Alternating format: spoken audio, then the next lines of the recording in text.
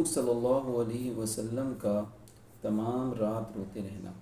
نبی اکرم صلی اللہ علیہ وآلہ وسلم ایک مرتبہ تمام رات روتے رہے اور صبح تک نماز میں یہ آیت تلاوت فرماتے رہے، ان تعذبہم فإنہم عبادک وإن تغفر لہم فإنک انت العزیز الحکیم۔ اے اللہ، اگر آپ ان کو سزا دیں جب بھی آپ مختار ہیں کہ یہ آپ کے بندے ہیں اور آپ ان کے مالک، اور مالک کو حق ہے کہ بندوں کو جرائم پر سزا دے، اور اگر آپ ان کو معاف فرما دیں تو بھی آپ مختار ہیں کہ آپ زبردست قدرت والے ہیں، تو معافی بھی قدرت ہے، اور حکمت والے ہیں تو معافی بھی حکمت کے موافق ہوگی۔ امام اعظم رحمۃ اللہ علیہ کے متعلق بھی نقل کیا گیا ہے کہ وہ ایک شب تمام رات ممتاز الیوم ایھا المجرمون پڑھتے رہے اور روتے رہے۔